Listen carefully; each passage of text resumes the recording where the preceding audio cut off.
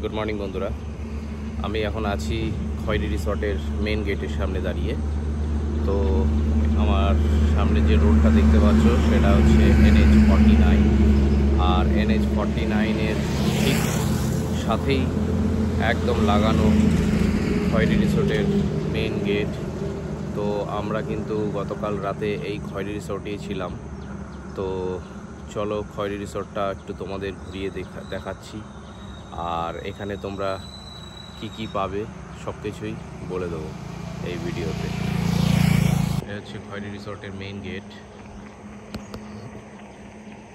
দেখতে পাচ্ছ। আর তার পাশে ওই যে রয়েছে এই রিসর্টের রেস্টুরেন্ট। তো খাওয়া দাওয়া কিন্তু এই রেস্টুরেন্টেই করতে হবে। তো এখানে যে রয়েছে ইলেকট্রিক ভেহিকেল চার্জিং স্টেশন। তো তোমরা যারা এখানে ইলেকট্রিক ভেহিকেল নিয়ে আসতে চাইছো তাদের জন্য এই সুবিধা রয়েছে, চার্জিং স্টেশন রয়েছে। তো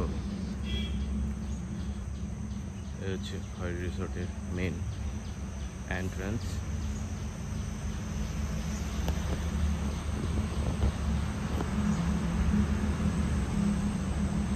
আমরা কিন্তু এখানেই রয়েছি, এই বিল্ডিংয়ের গ্রাউন্ড ফ্লোরে 105 নম্বর রুমে রয়েছি আমরা।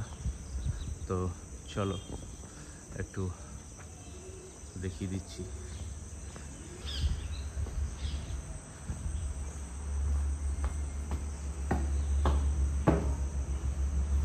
এদিকে হচ্ছে আমাদের 105 নম্বর রুম, আর এখানে 106, ওখানে 107, তার উপরও ফ্লোর আছে।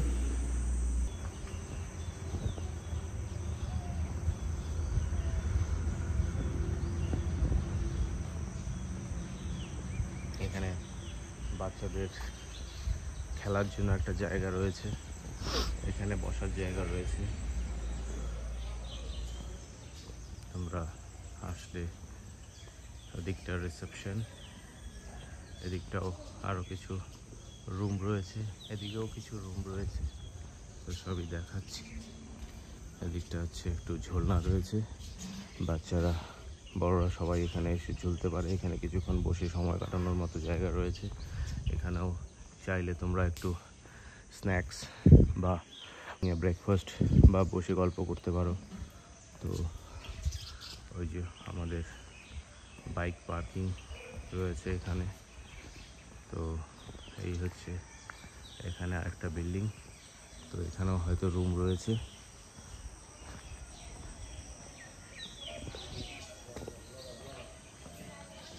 তো তোমরা দেখতে পাচ্ছ ওইদিকেও খুব সুন্দর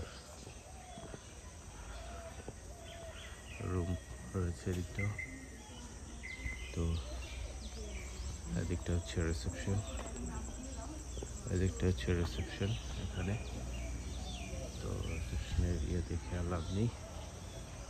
তো এই হচ্ছে কমপ্লিট রিসর্ট, আর এখানে খুব সুন্দরভাবে সাজিয়ে গুছিয়ে রেখেছে রিসর্টটাকে।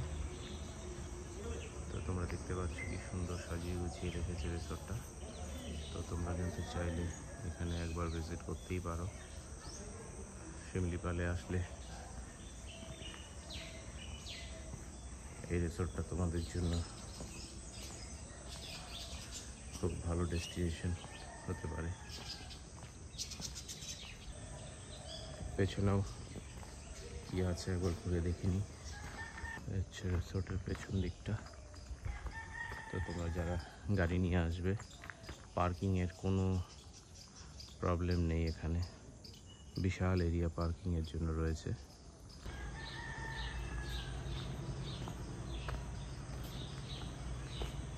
এই হচ্ছে পুরো খয়েরি রিসর্ট। আমি তোমাদেরকে পুরো খয়েরি রিসর্টটা ঘুরে দেখিয়ে দিলাম।